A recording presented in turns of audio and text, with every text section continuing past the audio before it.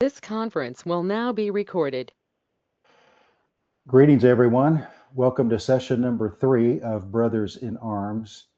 And it only took us 3 sessions to get the correct background. But here we are, another session together, my brother and I, Steve, and once in a while, Gary J. Browning. And our theme verse is Proverbs 17:17. A friend loves at all times, and a brother is born for adversity. And in adverse times, it is good to have friends and brothers that you can kind of lock arms with and do the work of the Lord. Not like the friends that Job had in our session number 2, but it is interesting that at least 3 times that I found, maybe more, but at least 3 times, Abraham is called the friend of God. And we normally think of James 2:23, where James talks about Abraham was called the friend of God. But where did he take that from? Well, the first time is in 2 Chronicles 20, verse 7, of when Jehoshaphat called him a friend of God. And especially in Isaiah 41:8, where God himself says, Abraham, my friend. So it's kind of nice to be called a friend of God. And Abraham needed that friend along his life. Our session today is supposed to cover Genesis 12 through 29. Can you believe that? That's our daily Bible readings for the last week. So I think we said in the first session, there's going to be some weeks where it's just impossible to really do it justice or cover it all. So we're just going to, whatever kind of stood out to us, we're going to bring up, and the things we don't bring up, that'll be for you to research further. But it covers the entire life of Abraham.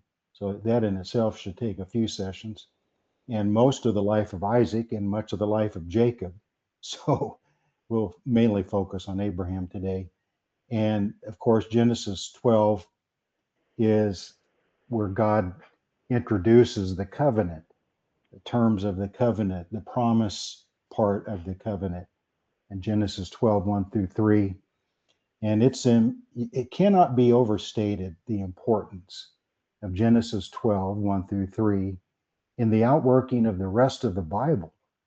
Uh, there's so much in those 3 verses.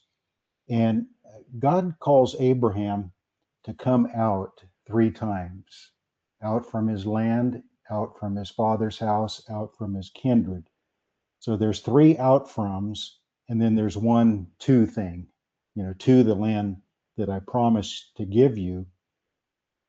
And that is so much about what the Bible is to us, the practical part of the Bible to us, is that God is constantly calling us out from the world, even Jesus a number of times out from our family if necessary, out from our friends if necessary, because our priority is to come to Him, come to His life, His narrow gate and narrow road.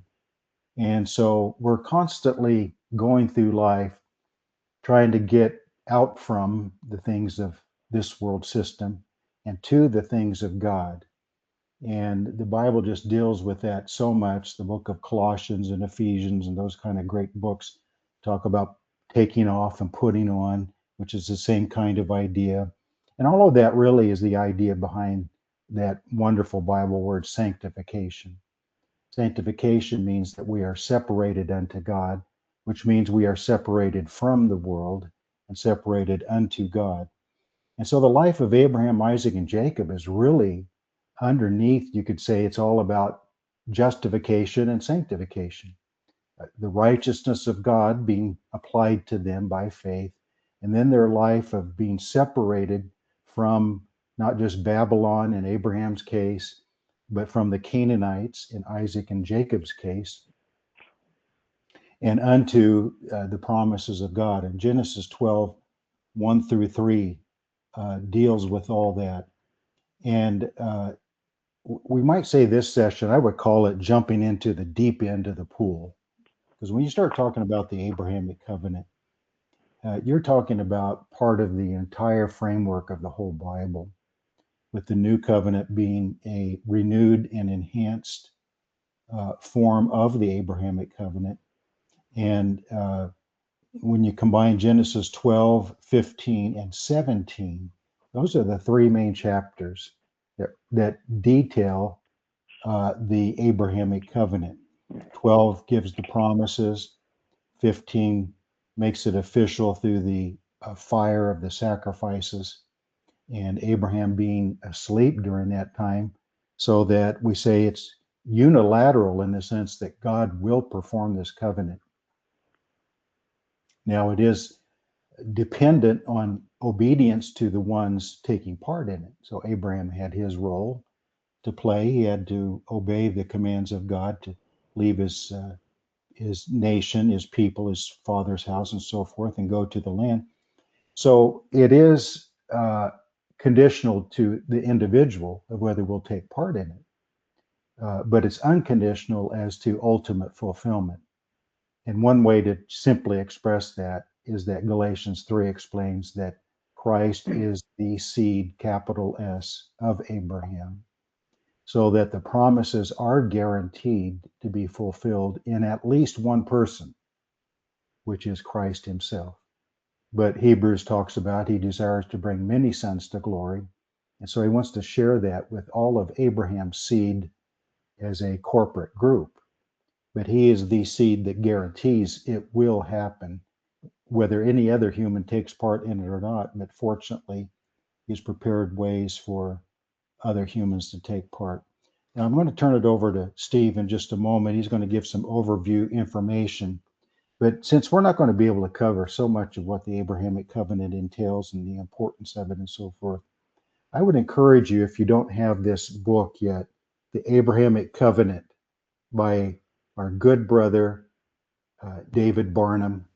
And it was helped put together by his wonderful wife, Debbie.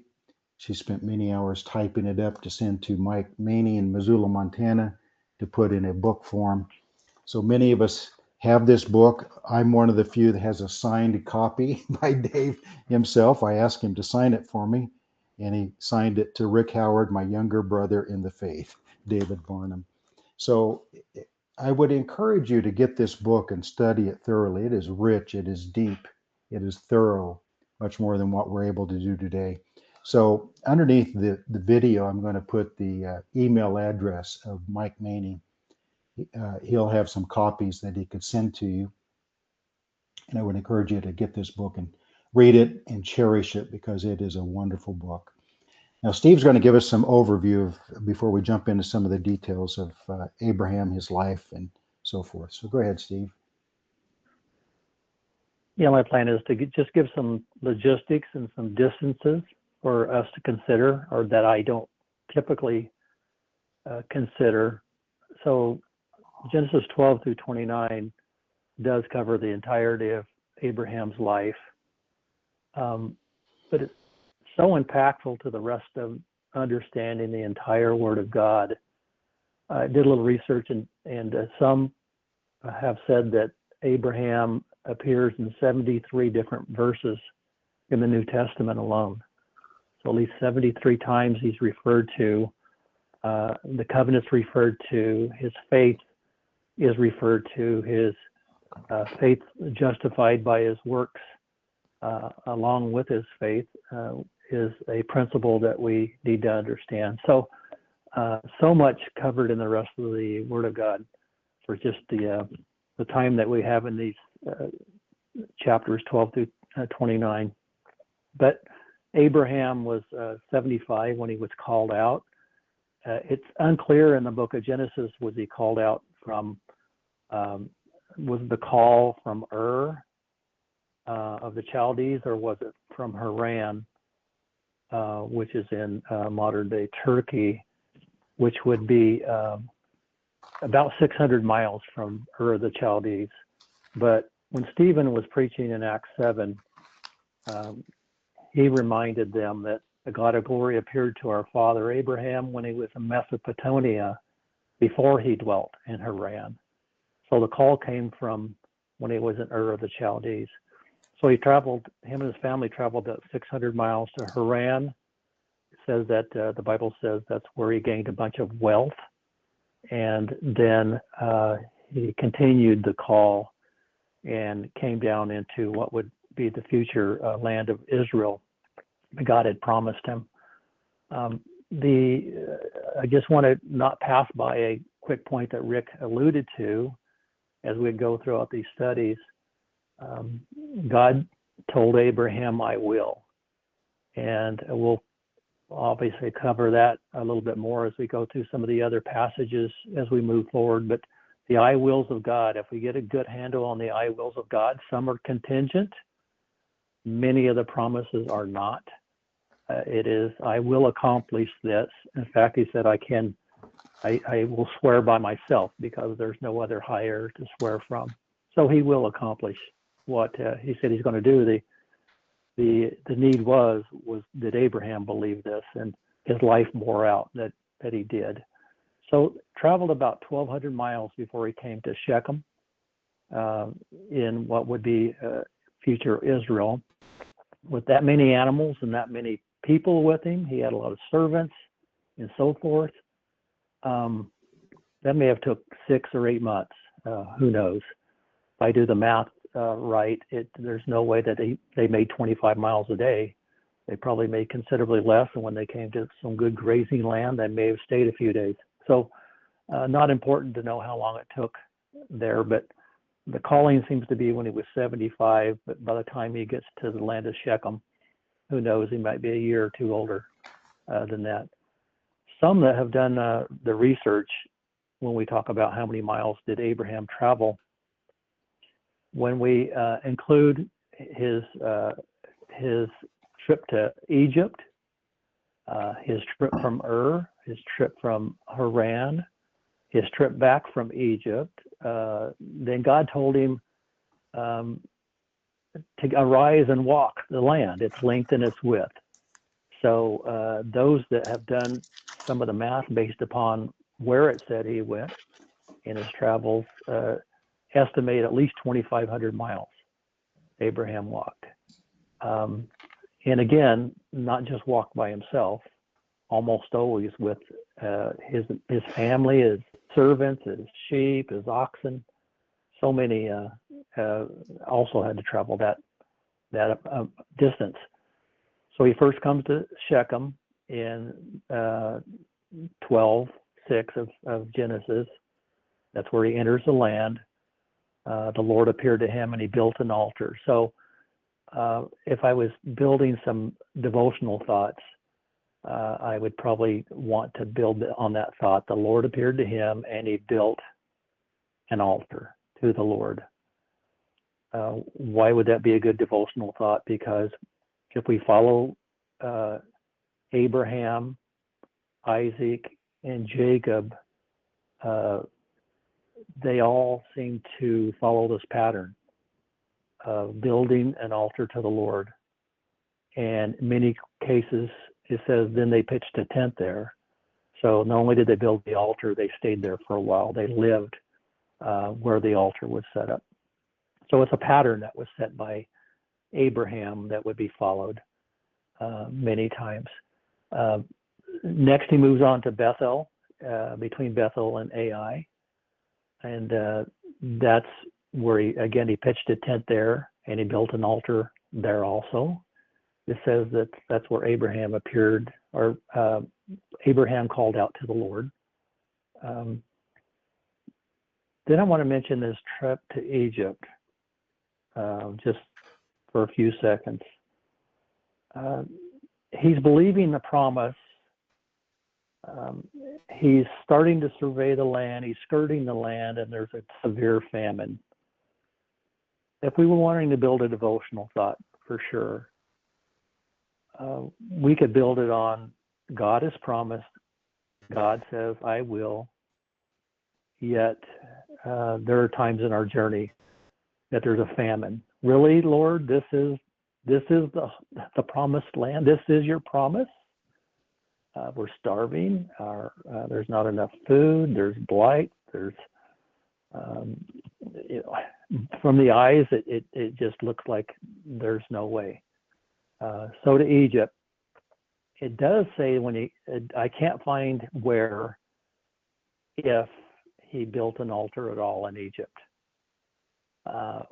which, because he already set a pattern, I think he already knew this was not some place to where he was going to pitch his tent and stay. It would be temporary. So there's some thoughts there for devotional, but the next thought that I have is maybe an important part for a devotional. He goes back to Bethel. Back to Bethel, a good devotional seed. It's a good place. It's a place where he knew he could call on the Lord and the Lord would hear him. So, a devotional thought would be to return to the place where you can hear the voice of God. That would be an encouragement for all of us. That'd be an encouragement for us to speak to those who have left the Lord's work, left the work of the kingdom of the Lord, or out there wandering around. Return to the place where you can hear the voice of God. Abraham's about 80 years old at this point. Moved south to Hebron, where he seemed to be his home base much of the time, and then he moves on after that war with the 5 kings to the Salem area, where he meets that mysterious king and priest Melchizedek. Then Beersheba after that, where there's a well of oath, which Beersheba means the well of oath, which is the southern end of the promised land. And I want to talk about a little bit later about the tamarisk tree that he placed there. But it was in Beersheba area is where he got the call to go to Moriah. And that Moriah would be 50 or 60 miles from the southern border of Israel. So it was at least a 3-day journey, we read, that he looked up and saw after 3 days, Mount Moriah. It may have been 3.5 by the time he was following God's desire, and that is to sacrifice his son on an altar. So we could, again, a devotional thought might be comparing that 3 or 3.5 day journey for the sacrifice to take place to pointing forward to the 3.5 years that Christ moved to the mount to offer himself as a sacrifice. So that's after that he comes back to Beersheba and then up to Hebron, and that's where Sarah dies, and that's where that area is where he first bought a purchased possession, that cave of Machpelah and the field. That act alone is a real act of faith and obedience to what God had promised. Abraham was putting his roots down there and the roots of following generations by purchasing that land and a place for burial. So that's just a quick overview. I wanted to share some distances, some times that it took, the significance of those places. All of those places that I mentioned come into view very often as we follow the history of Israel, the history of King David and his travels, and they become very prominent places, and they all have meanings. That if you were building some thoughts in a devotional, look up what those meanings are. I would encourage you to do that, and then try to convey in your mind the thoughts of the events that happened in that area and how the name fit the occasion or the event. So Rick, back to you for you to share some thoughts that you put together. Good information. A lot of good stuff you gave us. You said that Stephen in Acts 7:2 said that the call came to Abram when he was in Ur, and that is correct. And the Hebrew writer adds to that in 11:8 of Hebrews, by faith Abraham obeyed when he was called to go out to the place which he would receive as an inheritance. So he left Ur as a man of faith. He came into the land as a man of faith. And the evidence of that obedient faith is that he built those 3 altars. He didn't just build altars, he offered offerings to the true God. and he called on the name of the true God. And those were very spiritual actions on Abraham's part, based in faith. And the reason these kind of things are important to establish Abraham as a man of faith when he was called to come out is that it helps us understand a little bit better such an important chapter in the Bible, Romans chapter 4, where Paul uses Genesis 15:6. Abraham believed in the Lord and he accounted it to him for righteousness. That's the basis for justification, the credited righteousness of God to us by faith in Christ Jesus. But some people then take Romans 4 and go backwards into Genesis 15:6 and claim that's when Abraham first became a man of faith. That's when Abraham was what we would call saved. And that is just amazing to me to come to that conclusion. It's so obvious that he was a man of faith long before Genesis 15:6. As you go through Romans 4, that whole chapter concludes by applying that same statement. He believed in the Lord and it was accounted to him for righteousness. When Abraham was promised a son and offered him as a sacrifice.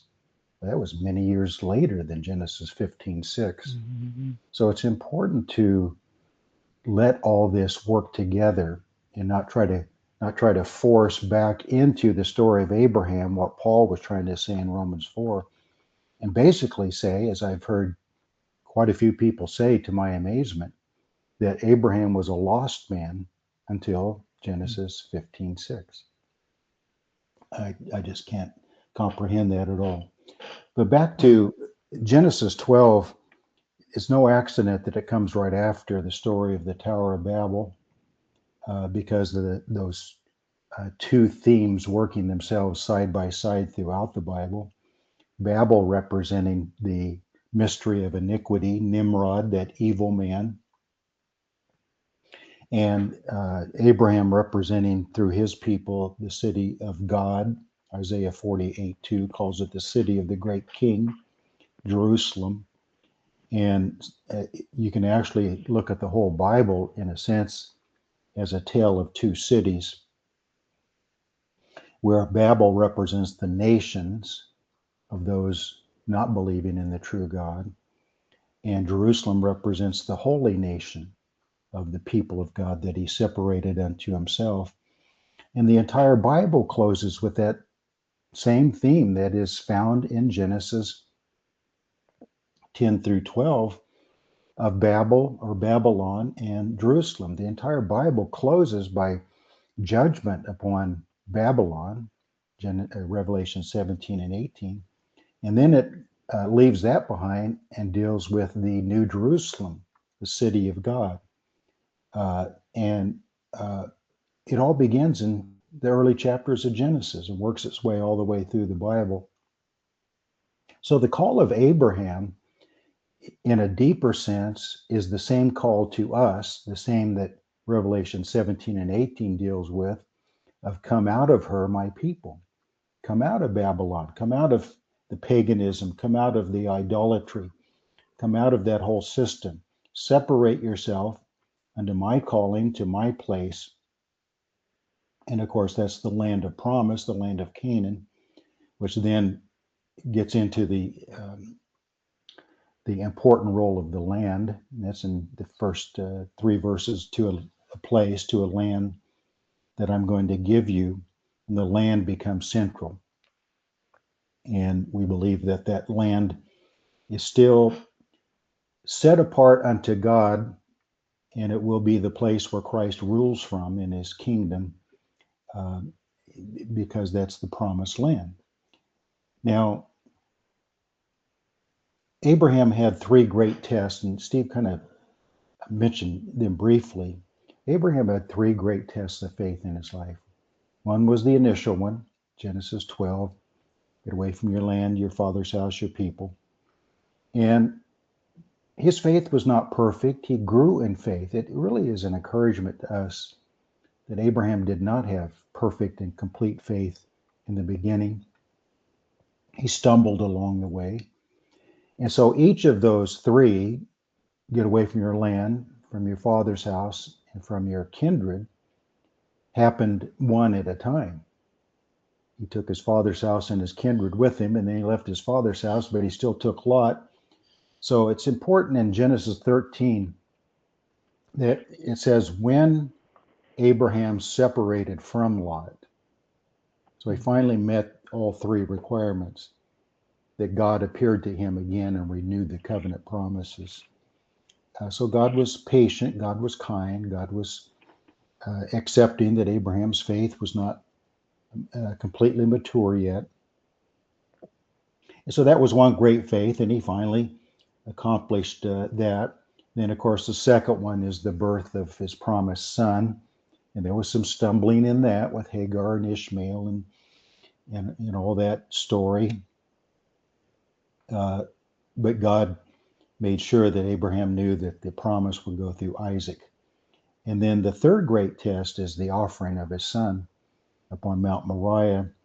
And by that time, Abraham's faith had matured sufficiently that he did not stumble, he did not argue with God, he did not question it. He just did it immediately.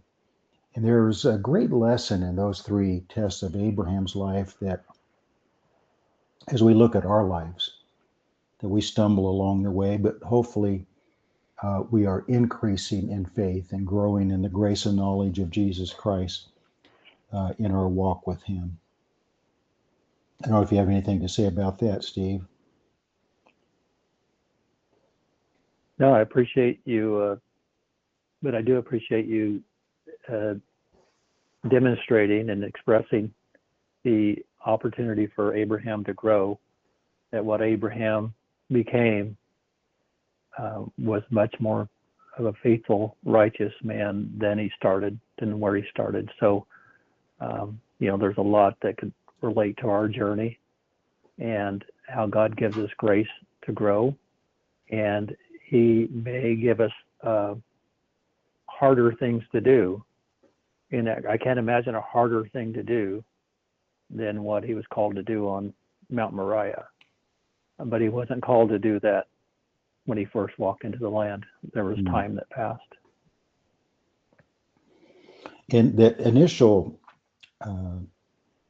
set of promises that God gave to Abram at the time, and it is important to notice in 12:1-3 that the things that God expected from Abram were less than the things he promised.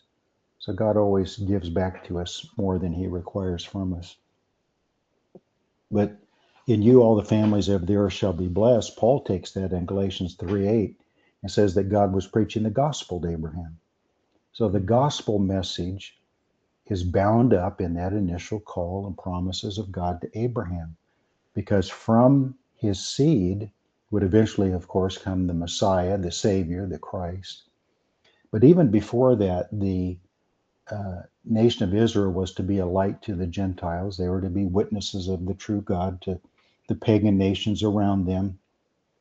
And so, in essence, the Abrahamic call and the Abrahamic covenant has the gospel as an essential part of it. It's built into it.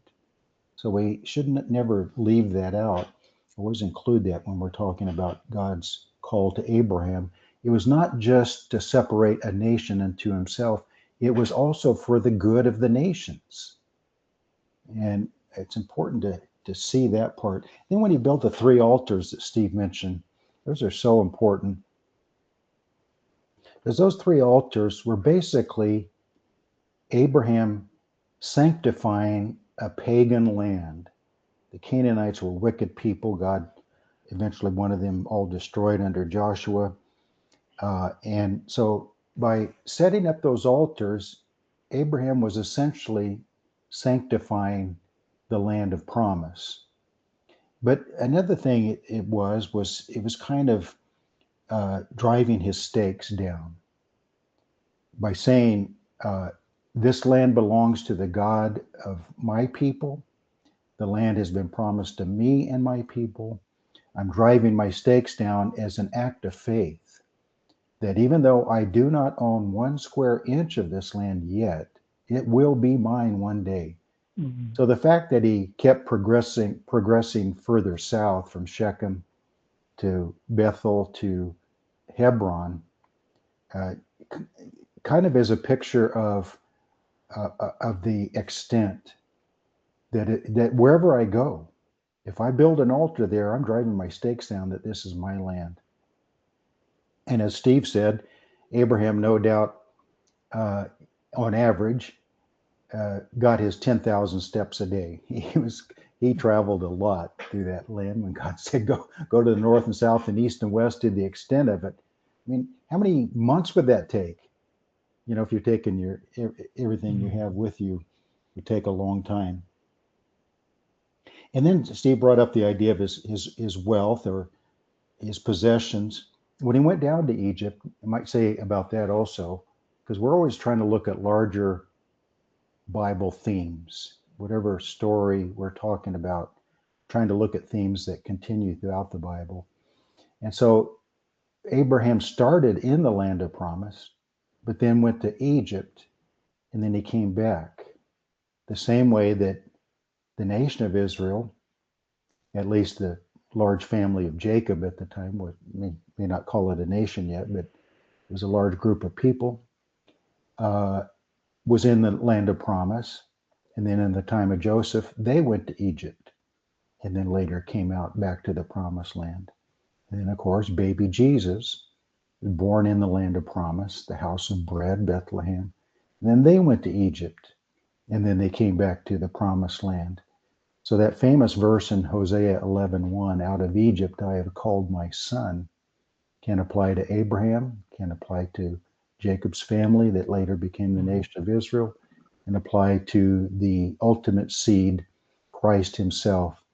And this whole idea of, at first Abram was called out of Babel, come out of her, my people, out of Babylon.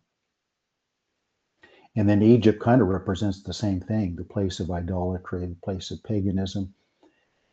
And they all went there and then came back out. So just interesting, these recurring or repeating themes of coming out of Egypt and Babylon.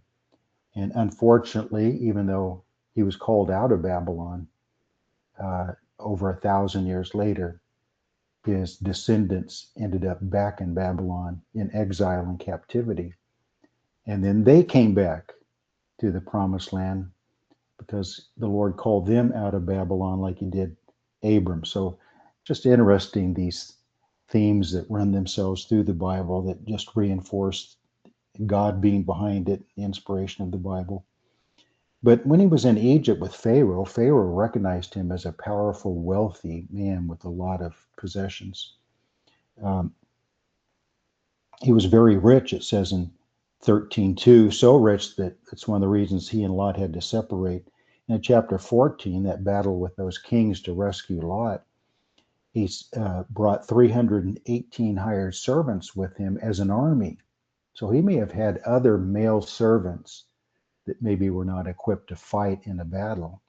Then many of them, no doubt, had wives and children. I would estimate that over 1,000 people were dependent for support and protection of Abraham. And then the amount of flocks, cattle and sheep and goats, whatever animals they had, camels, that partly were required to supply them, milk and meat and clothing. Of the, over 1,000 people would take, that'd be, how many of them were constantly milking animals or killing animals for meat and for clothing for that many people. And so even later with Abimelech, uh, they all recognized that he was a powerful man, a rich man, a lot of possessions. We just have this tendency to, see Abraham in this single little tent with Sarah, and God coming to talk to him about Isaac and all that. But he had many, many large tents, taking care of many people, large flocks. So it's a lot more than we realize. And then coming to that idea of, Steve brought up Melchizedek, and back to my thought of Abraham was a man of faith before Genesis 15:6, Mhm. when Melchizedek, uh, they had bread and wine, they had a covenant meal. Basically, that's the start of a covenant meal idea, is Melchizedek and Abram. And Melchizedek called him, "Blessed be Abram of God Most High." And that's not a lost person there. That's definitely a man of faith that Melchizedek is talking about. And Abraham gave him the tithes of all, because Melchizedek is such a wonderful type of Christ. And the priesthood that came through Christ from Melchizedek to supersede the Levitical priesthood is a large part of the book of Hebrews. Um, so all of this is just, so much of it's about Christ, of course, whether it be Melchizedek, the altars, later when he offered Isaac, some in Genesis 22, so many types of Christ in that chapter. Uh, but it is important to pay a lot of attention then to chapter 15 and 17 regarding the Abrahamic covenant. And that story in chapter 15 of Abraham being told to separate those animals in two, cut them in two, but not the birds. But you think, just think about it humanly, the amount of effort to kill those animals, prepare them for sacrifices, is a lot in itself. The blood, the mud from the blood, all over Abraham. I mean, how exhausted would he be? So much so that he fell into a deep sleep. God may have added to that, but he not only killed the animals, prepared them for sacrifice, but then he had to chase away the buzzards, for the vultures, for who knows how many hours. So even just humanly, physically, he would be exhausted, besides whatever God added to that. But God made sure he was in a deep sleep so that God could pass through those animals with the fire, which is very, very deep and important to the Bible, to the idea of the Abrahamic covenant and God's promises. Because God passed through those animals himself. Abraham was so deep asleep, he didn't know what was going on. And so that's where we get the idea that God was swearing, I'm going to make these promises. I'm going to keep this covenant. Uh, Whether anyone else is a part of it or not, of course, Abraham was a man of faith, and many were throughout the Old Testament. But the idea is, even unto my own death, I would have to die in order for these promises not to be kept. Well, of course, God's not going to die. Jesus did in a human form, but God himself is eternal. And so the promises are eternal. But he bound himself to this covenant after Abraham had done his part, and said that I am faithful to keep these promises. So they're just rich, rich chapters. Every one of these we could spend an entire session on. It is interesting. I don't know what to make of all of this, but regarding the birth of Ishmael from Hagar, and the Bible says in 16:2 that Abram uh, heeded the voice of his wife. Uh, I don't know how much to build this up. We don't want to conjecture too much, but there's no record of him praying about it. There's no record of him, even saying to Sarah, we need to trust in God for this to happen. We don't need to come up with our own plan. We can say, well, maybe Abraham concluded that Sarah's solution was in fact from God, but we're not told that either. It simply says he hated the voice of his wife. I say that because in 22:18, after he had offered Isaac and God uh, did all that he did on Mount Moriah, he said, I'm going to bless you because you obeyed my voice. And I think there's something there about the contrast of heeding the voice of Sarah and then obeying the voice of God on Mount Moriah. It's almost like there's intended to be a contrast that Abram maybe listened to his wife more than to God, which harkens back to the Garden of Eden, and Adam listening to the voice of his wife rather than obeying the voice of God about that tree of knowledge and good and evil. So these are just underlying themes that you should pick up when you're reading through these stories and think about them and their connection to other things in the Bible. You have anything about that, Steve? When Ishmael was, when Hagar was pregnant with him, and Sarah, pushed her away out into the wilderness, and the Lord told her to go back home, go back and be under the authority and under the hand of Abraham. And some of the expressions she demonstrated there about God's hand in her life. And that was okay for her and Ishmael to live under the tent and under the protection of Abraham for a while. But there was a time after Isaac was born and that he was weaned that the Lord said to Abraham, "You now listen to Sarah. She's right. It's time to separate the bondwoman from the promised child." And God acknowledged in that case that Sarah was right. Remove her. And Abraham provided what he could for her to leave. And God met with her again and told her some good news about her future and some rough news about her son's future. But in any of those cases, there may be something there for us to consider about those that belong to God as children. So the children of Abraham, Ishmael, and Isaac. There may be something about future consideration about there's going to come, though, a time of separation to where God's going to separate the promised seed from the seed of the bondwoman. And so, there, again, it may be a larger picture just when we consider some of these thoughts that play out throughout the rest of the Word of God.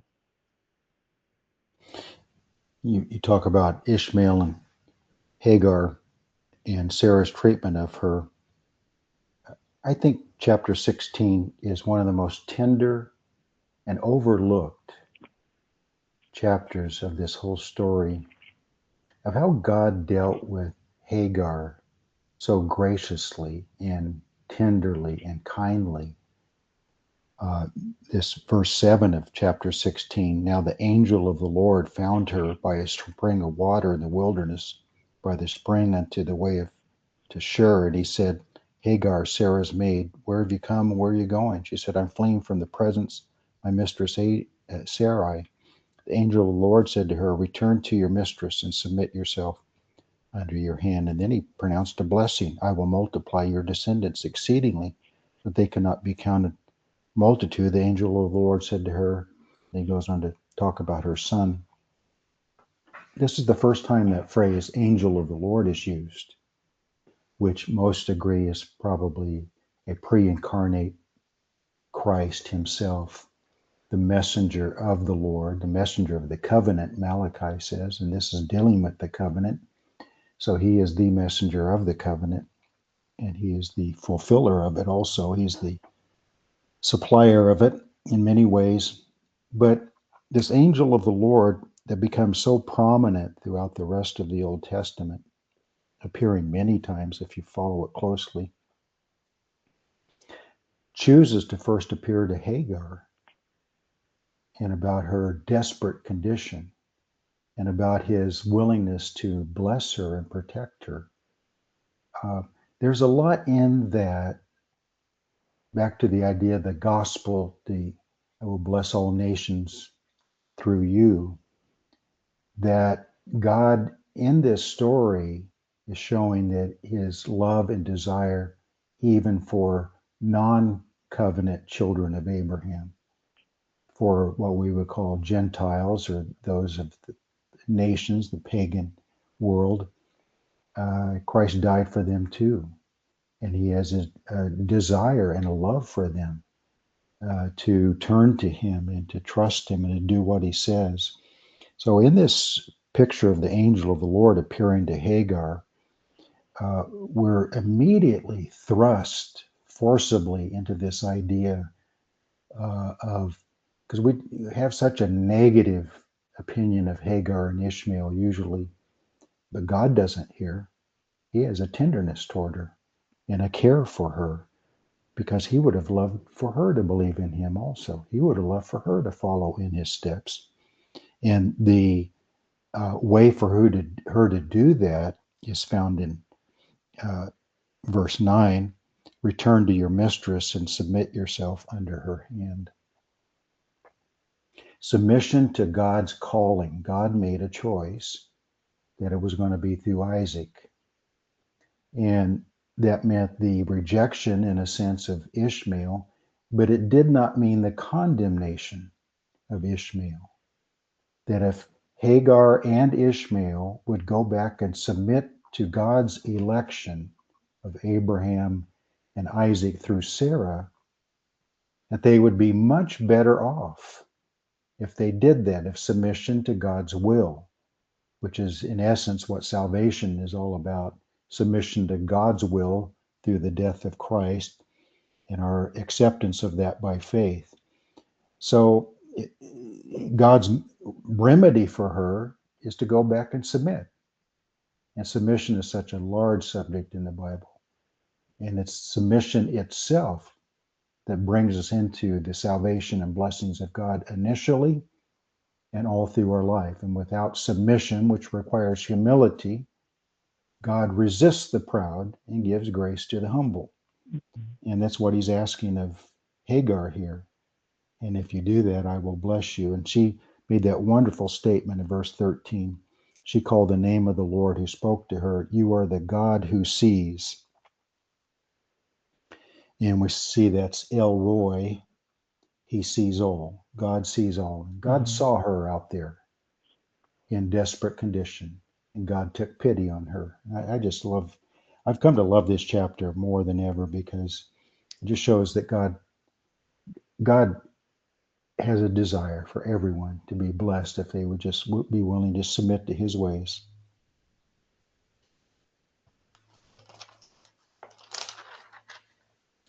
Chapter 17 cannot be overstated either. That's where he goes into because of the officialness of chapter 15 of God passing through the sacrifices with fire and sealing that covenant as official and binding upon himself.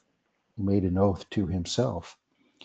Chapter 17 goes into the details of that, and it involves a land, it involves a people, it involves kings, it involves many great, wonderful things. And he calls it in verse 7 an everlasting covenant. So we believe that the Abrahamic covenant is still in effect.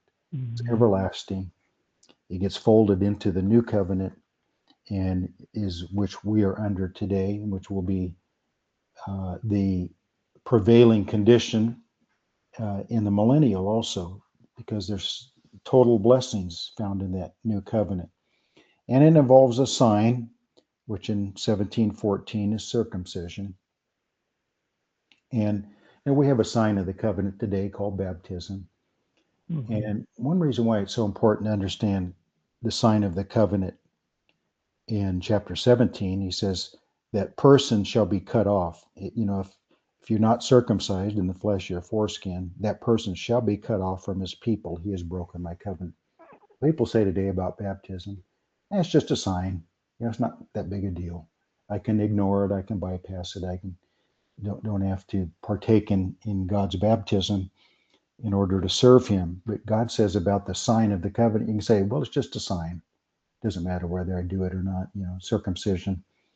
You know, a lot of people don't want to do that to their baby sons. It's painful and bloody and all that kind of stuff. And poor Abraham had to do it when he was an old man. But you can say, well, it's just a sign. Well, it's not to God. God says you're going to be cut off. So these things are much more important to God than we might recognize. And then you come back to Sarah, as you said. Sarah grew in faith too. So that when God later said, okay, now Sarah's given good advice, you listen to her now. It wasn't just Abraham that grew in faith. Sarah grew in faith also. The whole idea of circumcision of the flesh, Paul addresses it a few times in his writings, that circumcision of the flesh avails nothing. But he never said that about baptism. If you want to just say it's comparable to baptism, he never said that wasn't valuable to you. It's an option. In fact, he emphasized the opposite. So that one's easy to discuss and to challenge somebody with. Of course, the chapters 18 and 19 about those three coming to Abraham, about Sodom and Gomorrah, and is a good study about Abraham as an intercessor. We say that about Abraham. We say that about Moses.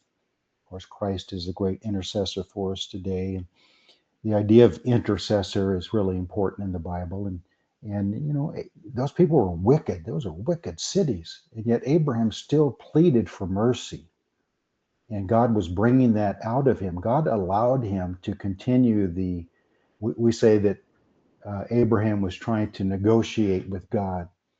Well, God was allowing it because it was bringing out of Abraham this desire for mercy and forgiveness and interceding on behalf of others who do not deserve it. Those cities did not deserve for God to withhold his punishment. But Abraham kept bringing down the number, and God allowed it. So a beautiful picture of how we should be intercessors for others, and even say to God, I know they don't deserve it. I know they deserve your wrath and punishment, but please, Lord, show mercy and forgive them and save them and rescue them. And so God destroyed Sodom and Gomorrah, and the whole story of Lot and his wife turning back. And Jesus said in the book of Luke, don't be like Lot's wife, always looking back. And the idea is that she was looking back at what she was leaving. She was looking back with regret. I have to leave my home. I have to leave her sons-in-law were killed also there. She regretted leaving that life and having to flee. She had developed a home. She had her daughters. They got married. Women are much more tied to things like that, a home and taking care of a place and all of that. And so she had maybe a deeper connection that way. And so when she looked, it wasn't just that she looked back, it was I think she looked back with regret, what she was leaving behind. And so Lot lost his wife and both sons-in-law in that. And the Lord rescued him. The Bible says, because of Abraham. I'm doing this because of Abraham. So again, a lot of times we think, sometimes in my prayers I say, Lord, not for my sake, but for Jesus' sake, please do this, because he's worthy. And we get to just to remind. Go ahead. Well, I was reminded this time reading that portion also that Abraham was pleading not for the unrighteous. His negotiations involved if there are 50 righteous, 40 righteous. So his pleading was not necessarily interceding for the unrighteous, but interceding for those who should be righteous or were righteous. That was a separation that it came to my mind as I read that this time. Yeah, I mean, for a few righteous, spare the unrighteous too. I mean, we can't hardly grasp that, but he was saying, don't destroy the righteous with the unrighteous. And God went along with it because Abraham was, again, growing in faith, developing as an intercessor. Then we get into chapter 20 with the story of Abimelech. Abimelech shows up, the name Abimelech shows up quite a bit in the Old Testament. Then with Isaac and even later in the book of Judges, that famous Abimelech there. So Abimelech is probably a title, not a personal name. It means father of the king. And this begins real interesting. Another theme is that this is in the land of the Philistines. And Abraham dwelt for a while in the land of the Philistines. Isaac was in the land of the Philistines for a while. So we have this idea that the Philistines were always wicked, but they were a seafaring people who came from across the Mediterranean and landed on the southern shore of the land of Israel, today kind of where Gaza is. And evidently at first, they were not such an enemy of Abraham's blood descendants. They had just recently arrived. They were trying to develop themselves. They were trying to be friendly to those around them. They were trying to figure out who was, kind of the powerful ones and who to do business with and trade with and all of that. And so that was during the time of Abraham and Isaac, where there seemed to be kind of a semi-friendly relationship between Abraham and his people and what later became called the Philistines. But of course, after they were established for hundreds of years and grew and developed with weapons and cities and everything, they started doing war with those around them. So it's kind of interesting. The early stages of the Philistines was actually pretty mild compared to their later, during the time of Saul and David. You have anything to say about Abimelech and all that? It seems like they were friendly until we get to the situation with the well, and they were fighting over whose well this was, and there needed to be some determination who really dug that well. So as long as the people of Abraham and the descendants of Abraham didn't seem to be too large and too powerful, it was okay. But it's when they became a nation and started becoming more powerful than the nations that surrounded them or that were in Canaan land, that's where they became the enemies.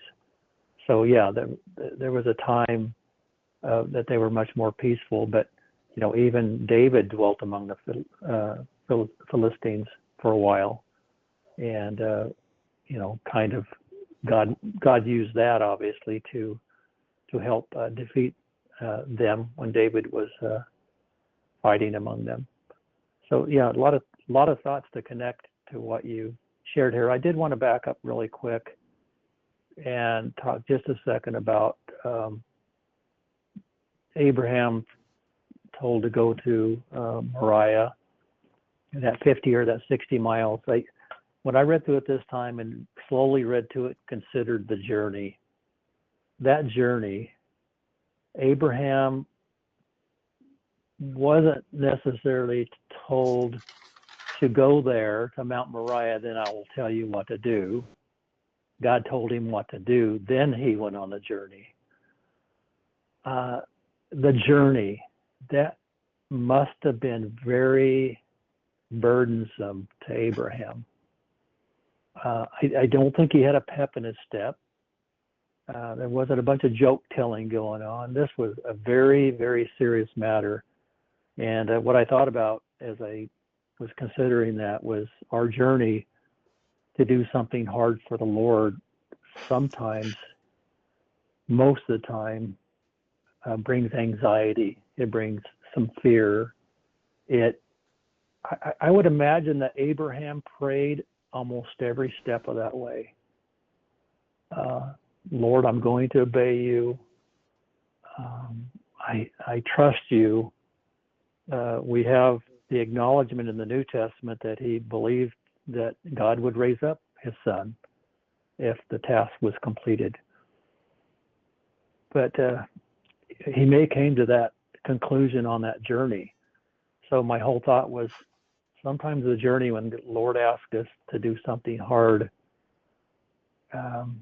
is very difficult, and that's the time to pray. That's the time to come to some good conclusions. That's the time to grow in our faith, because of that knowledge alone can be very, very burdensome. But I did want to mention, for devotional purposes, or devotional seed to plant, was in that area of what later would be called the Temple Mount, or maybe even involving Calvary in Jerusalem.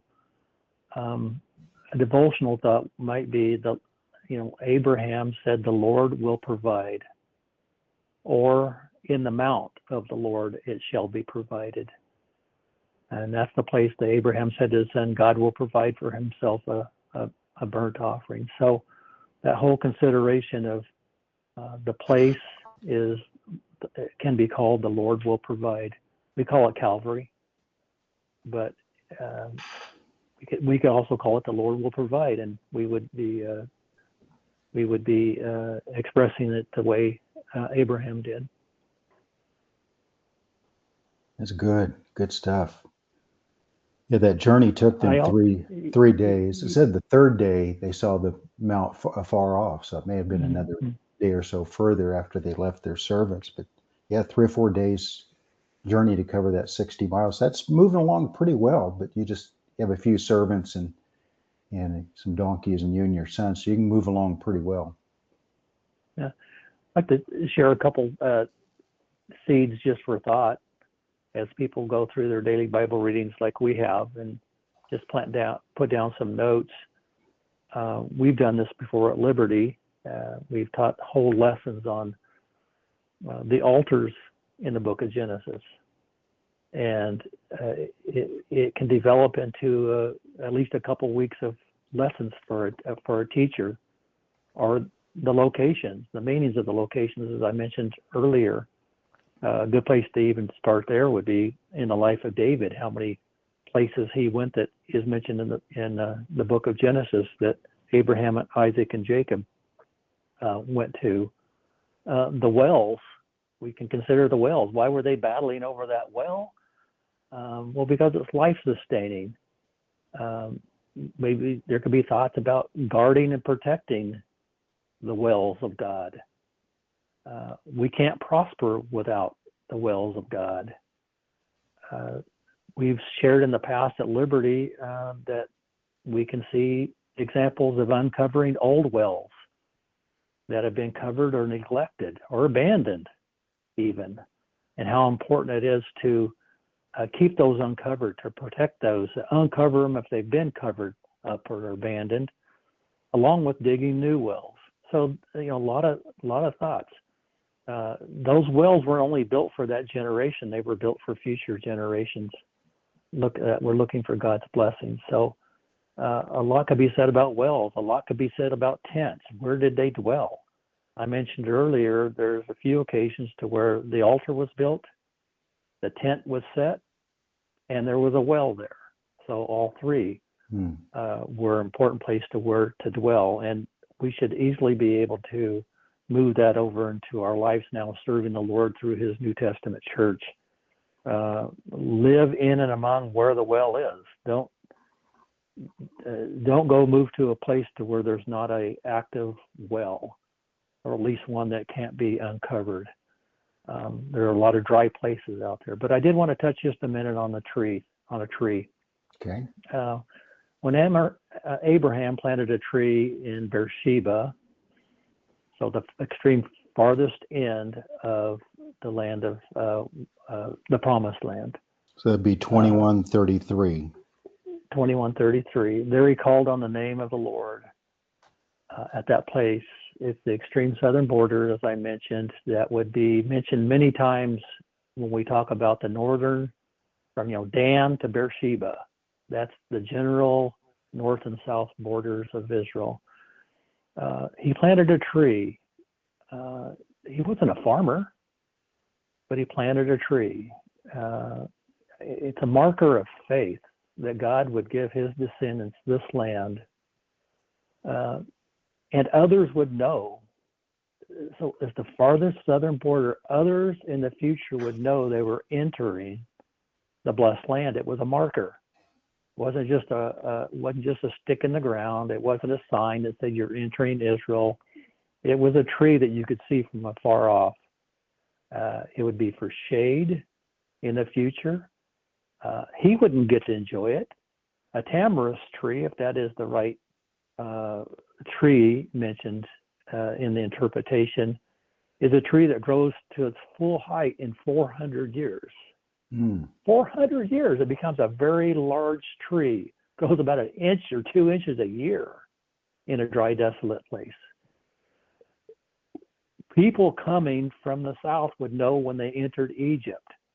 An act of faith could be stated that Abraham believed what God said about your descendants will go into captivity for 400 years. And Abraham planting a tree so they knew when they were getting back home. There's the tree. There's the border. We've arrived. And so, just some significance about that tamarisk tree mentioned that Abraham planted. He's putting his roots down, but one of the important things is for me to consider is, am I planting trees or do I not plant trees because at my age will I even benefit from them? That's a literal tree. But spiritual trees, am I planting trees that will be shade, that will be landmarks for my children, for my grandchildren, for their children? Or am I just self or nearsighted and not planting trees because I won't benefit from that tree in my lifetime? So just a lot of things to think about. We could talk about seed planting. It says in one place that Isaac planted seed and he reaped that same year 100 times as much as he planted. 100 times. But he had the initiative and desire to plant the seeds, not knowing that he was going to get 100 times. God blessed him with 100 times the amount that he had planted. So just a lot of things as we go through the book of Genesis, if you allow yourself to start picking out these key words and key phrases, it's easy to follow that line of thinking throughout the entire Word of God and make application to our lives today as God's people as we work our way towards the kingdom of God. Well, I think that's a perfect ending to this session. As we said in our first session, our goal is to combine or to try to blend both substance and doctrine along with devotional information. We want to speak to your head as well as your heart. And Steve did that just now. Very, very visual and good devotional thought. That tamarisk tree taking 400 years to reach its full height, which would be about the time Israel would be coming out of Egypt. And if you look on a map, Beersheba being the southernmost point of the land, just south of Beersheba is Kadesh Barnea. Mm-hmm. And that's where God first took them to Kadesh, sent the 12 spies in. And what would be the first thing those 12 spies would see? That tamarisk tree. Mm. And I have no doubt that they knew who planted that tree. I mean, what a beautiful sight to see. Your first thing, our father Abraham planted that tree. And if they had listened to Joshua and Caleb, they could have gone in by the tamarisk tree. But instead they had to wander around for 38 more years and go a different route. And Moses ended up dying and everything, which, you can talk about God's will and all of that. But it is interesting that the direction God took them in 2 years out of Egypt after a year at Mount Sinai is to a place just south of Beersheba where the tamarisk tree was. That's beautiful. Planting a tree for the future. And that tree would represent what the piece of ground he bought for the burial of Sarah at Machpelah. And those people who owned it said, no, we'll just give it to you. It's no big deal. He said, no, I want to pay full price. Mm-hmm. I want to own this land. And chapter 23 ends with saying that he was given a deed to that land. Yes, that's so interesting. Mm-hmm. Both the tree and that piece of land he bought are what I like to call arrabon, the Greek word that's used in the New Testament for down payment, earnest, guarantee. But it's kind of like Abraham was able to die owning a piece of land, but a very small piece compared to the whole. But that was like a down payment of the whole thing. And I think he understood that. He knew there was going to be a resurrection and a possession of the whole thing. So that tamarisk tree, the plot of land at Machpelah, the three altars, those are all just and digging of wells, was as you said, was intended to be permanent, are just pictures of acts of faith that I'm going to own the whole thing someday. Mm-hmm. And we tend to overlook those little acts of faith that are so important to these stories. And I think we'll end there because it's such a good place to end with that tamarisk tree idea. Any closing thoughts you want, Steve? Appreciate the time today. As we said in the beginning, we knew we wouldn't cover in detail all of this, but we tried to hit big pieces of it and give enough thoughts for you to study on your own. And hopefully it was a blessing for you. And our goal is by the end of this year to go through the whole Bible this way. And so that maybe it will end up being a source of reference material for you to use for your own lessons and sermons or your own private studies and devotionals. We want it to be that. We don't want it just to be information, because the Bible is not just about information. It's about transformation. It's about the changing of your heart and mind closer to be like Christ. And that's what we want to do in these sessions. So may God bless all of you. And until next session, we'll be reading our chapters for the next week and hope to share some about Isaac, Jacob, and Joseph with you next time. God bless.